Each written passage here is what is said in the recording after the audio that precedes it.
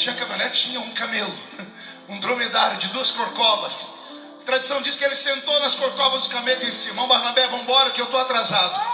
Faz 14 anos que eu estou no óleo, 14 anos buscando a minha chance para pregar.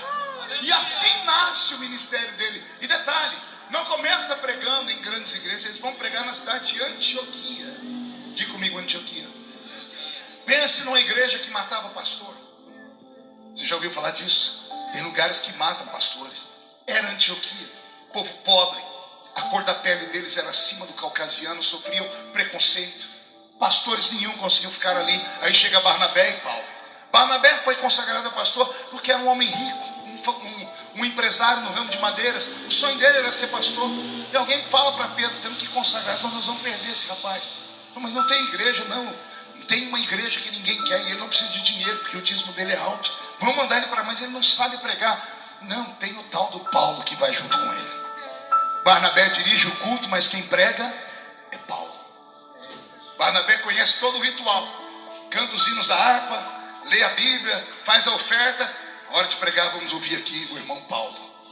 E Paulo sabia pregar, conhecia tudo, e ele prega. E nada melhor do que você ouvir uma pregação gostosa, uma pregação bonita. É bom ouvir quem tem o que falar. Tem gente que, pelo amor de Deus, só enche linguiça, como diz lá no Brasil. Mas quem tem que falar, você ouve a pessoa pregar 1 hora, 2, 3 e não se cansa. E Paulo tinha esse talento. E depois que ele prega o primeiro culto, a notícia esparrama em Antioquia: está chegando um avivamento aí. Pode ir que tem um pregador de verdade. No segundo culto, Paulo prega e a glória de Deus desce. A tradição diz que do terceiro culto em diante, Paulo começou a andar por caminhos que nem Jerusalém caminhava. Pergunte quais. Ele abriu na igreja um tapete da revelação. E ele começou a pregar aquilo que os olhos não viam, aquilo que os ouvidos não ouviam, aquilo que não havia subido ao coração do homem.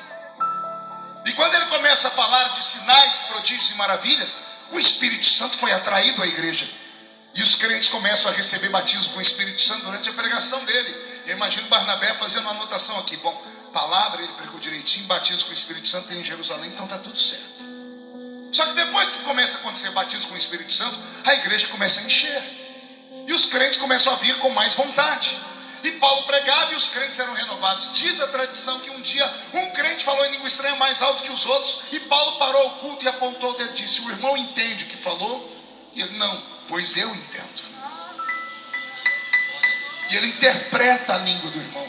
Barnabé está apavorado aqui, dizendo: até língua estranha tem em Jerusalém. Interpretar a língua. E ele pergunta: irmão Paulo? Pois não, Barnabé, isso não tem em Jerusalém. Paulo diz: mas tem em Antioquia. Porque eu não recebi de Pedro nem de João o que eu recebi do Senhor.